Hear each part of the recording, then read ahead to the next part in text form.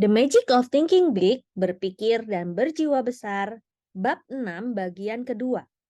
Anda adalah pribadi yang Anda pikirkan. Kesimpulan dari cerita kemarin, kian baik penampilan Anda, kian besar perhatian publik yang Anda peroleh. Besok, perhatikan siapa yang memperoleh rasa hormat dan sambutan hangat di restoran, bus, lobi yang penuh sesak, toko-toko, dan dalam pekerjaan Anda. Kita cenderung mengamati orang lain, menilainya dengan cepat di alam bawah sadar, dan memperlakukan ia dengan selayaknya. Kita memandang seseorang dan menjawab dengan "Hai Mac", namun kita memandang orang lain dan menjawab dengan "Iya Pak". Benar, penampilan kita menyiratkan sesuatu. Penampilan yang rapi menyiratkan hal-hal positif. Penampilannya seolah berkata, ini orang penting, cerdas, makmur, dan dapat diandalkan. Orang ini layak dihargai, dikagumi, dan dipercaya. Ia menghargai dirinya sendiri dan saya menghargainya pula. Penampilan yang lusuh menyiratkan hal-hal negatif. Penampilannya seolah berkata, ini adalah orang yang buruk. Ia ceroboh, kurang efisien, dan tidak penting. Ia orang yang biasa-biasa saja. Ia tidak layak memperoleh perhatian lebih dari orang lain. Ia mudah dipermainkan orang lain. Ketika saya menekankan pentingnya memperhatikan penampilan dalam program-program pelatihan, orang selalu bertanya pada saya. Saya yakin penampilan memang penting. Namun, bagaimana saya mengenakan pakaian yang sungguh sesuai agar orang lain menghargai saya? Pertanyaan itu membingungkan banyak orang. Itu pun menggelitik saya sejak lama. Namun, jawabannya sungguh mudah. Bayarlah 2 kali lebih banyak, tapi belilah setengahnya. Hafalkan jawaban itu lalu praktekkan. Terapkan jawaban tersebut pada topi, pakaian, sepatu, kaos kaki, jaket, dan apapun yang Anda kenakan. Selama penampilan itu penting, kualitas jauh lebih penting ketimbang kuantitas. Tatkala Anda mempraktikkan prinsip ini, Anda akan lebih menghargai diri Anda, bahkan orang lain pun akan lebih menghargai Anda. Dan Anda akan benar-benar menggunakan uang dengan bijak ketika Anda membayar 2 kali lebih banyak dan membeli setengahnya. Karena pertama, pakaian Anda akan bertahan 2 kali lebih lama karena pakaian Anda 2 kali lebih bagus. Pakaian Anda akan menampilkan kualitas selama masih bisa dikenakan. Kedua, mode pakaian yang Anda beli akan bertahan lama. Pakaian yang berkualitas selalu begitu. Tiga, Anda akan mendapat nasihat yang lebih baik. Toko pakaian yang menjual pakaian seharga $200 akan lebih tertarik menunjukkan pakaian yang benar-benar sesuai bagi Anda daripada toko pakaian yang menjual pakaian seharga $100. Ingat, penampilan Anda mengungkap jati diri Anda kepada Anda dan orang lain. Pastikan penampilan Anda berujar saya pribadi yang menghargai diri sendiri. Saya orang penting, perlakukan saya layaknya orang penting. Anda mendapat kesan dari orang lain, tapi yang lebih penting lagi, Anda mendapat kesan itu dari diri Anda untuk tampil terbaik. Anda adalah pribadi yang Anda pikirkan. Jika penampilan Anda membuat Anda merasa rendah diri, Anda akan rendah diri.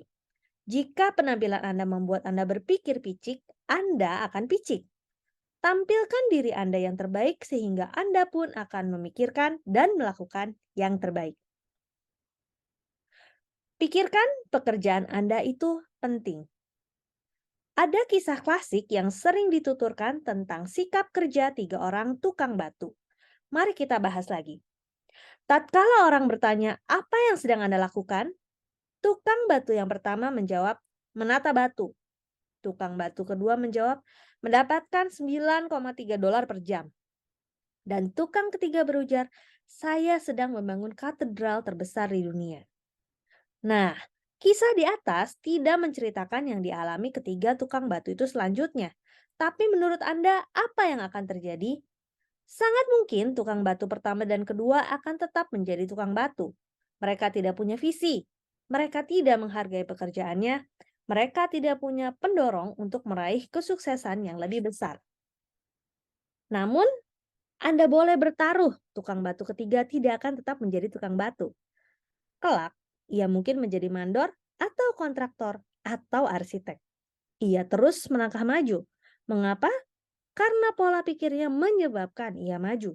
Pola pikirnya siap mengembangkan dirinya. Pola pikir mengenai pekerjaan akan mengungkapkan banyak hal tentang seseorang dan potensinya untuk tanggung jawab yang lebih besar. Baru-baru ini, seorang teman yang menjalankan perusahaan seleksi personalia berkata kepada saya, satu hal yang selalu kami cari ketika menyalurkan pelamar kerja kepada klien adalah pola pikir pelamar itu tentang pekerjaannya saat ini. Kami kerap terkesan ketika kami tahu pelamar menganggap pekerjaannya itu penting, meskipun ada hal yang tidak disukainya. Mengapa? Sederhana saja. Jika pelamar merasa pekerjaannya kini itu penting, kemungkinan besar ia pun bangga dengan pekerjaan berikutnya. Kami sudah menemukan korelasi erat antara pola pikir terhadap pekerjaan dan kinerjanya. Seperti halnya penampilan Anda, pola pikir Anda terhadap pekerjaan mengungkap banyak hal tentang diri Anda kepada atasan, rekan kerja, dan bawahan. Semuanya yang berkaitan dengan Anda. Beberapa bulan lalu, saya melewatkan beberapa jam dengan seorang teman yang menjabat direktur personalia sebuah pabrik. Kami membicarakan tentang membangun manusia. Ia pun menjelaskan sistem audit personalia dan pengalamannya.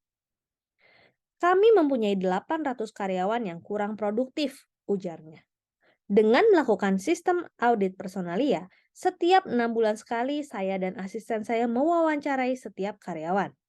Tujuan kami sederhana. Kami ingin mempelajari bagaimana kami mampu menolongnya dalam pekerjaannya. Kami rasa ini langkah yang bagus karena setiap orang yang bekerja dengan kami itu penting. Jika tidak penting, ia tidak akan menjadi karyawan kami. Kami berhati-hati dan tidak bertanya terus terang kepada para karyawan. Alih-alih, kami mendorongnya mengungkapkan keinginannya. Kami ingin memperoleh pengakuan yang jujur. Seusai tiap wawancara, kami mengisi formulir penilaian atas sikap karyawan terkait aspek-aspek khusus dalam tugasnya. Ada sesuatu yang saya pelajari. Karyawan kami masuk ke salah satu dari dua kategori, grup A dan grup B berdasarkan cara mereka memandang tugasnya. Karyawan dalam grup B berbicara banyak tentang keamanan, rencana pensiun perusahaan, kebijakan izin karena sakit, kebijakan cuti, kebijakan dalam meningkatkan program asuransi, dan apakah mereka akan diminta bekerja lembur Maret depan seperti Maret tahun kemarin. Mereka juga berbicara banyak tentang masalah dalam pekerjaannya, masalah dengan rekan sekerjanya, dan lain-lain. Karyawan dalam grup B hampir mencapai 80% dari semua karyawan yang kurang produktif, menganggap pekerjaannya membosankan. Karyawan grup A memandang tugasnya dari sudut pandang yang berbeda. Mereka merisaukan masa depan dan menginginkan saran konkret agar bisa maju. Mereka hanya ingin kesempatan. Karyawan grup A berpikir pada skala yang lebih luas. Mereka memberi saran-saran untuk meningkatkan bisnis. Mereka memandang wawancara di ruangan saya sebagai hal yang membangun. Namun karyawan grup B merasa sistem audit personalia adalah program cuci otak dan mereka senang ketika wawancara berakhir. Kini, saya memiliki satu cara untuk mengecek kaitan antara sikap dan kekuasaan kerja. Supervisor merekomendasikan karyawan yang berhak mendapatkan promosi jabatan, kenaikan gaji, dan hak-hak istimewa kepada saya. Karyawan dari grup A hampir selalu direkomendasikan. Sementara itu, yang kerap menjadi biang masalah berasal dari karyawan grup B. Tantangan terbesar tugas saya adalah mencoba dan mendorong orang lain pindah dari grup B ke grup A. Memang sulit, tapi kami pun tidak mampu menolong karyawan itu hingga ia sendiri berpikir positif dan merasa pekerjaannya itu penting. Ini adalah bukti konkret bahwa Anda adalah pribadi yang Anda pikirkan. Jika Anda merasa lemah, Anda merasa tidak sanggup mengerjakan sesuatu, Anda akan merasa kalah. Jika Anda merasa menjadi orang yang serba tanggung, Anda pun menjadi orang yang serba tanggung. Namun, Anda justru harus berpikir, saya penting, saya sanggup melakukannya. Kinerja saya bagus, pekerjaan saya itu penting. Berpikirlah seperti ini dan Anda pun melangkah menuju kesuksesan. Kunci kemenangan untuk meraih keinginan Anda terletak pada pola pikir yang positif terhadap diri Anda. Dasar nyata bagi orang lain menilai kemampuan Anda adalah tindakan Anda sendiri. Pola pikir Anda mengendalikan tindakan-tindakan Anda. Demikian The Magic of Thinking Big. bab 6 bagian kedua. Sampai jumpa di bagian selanjutnya. Terima kasih.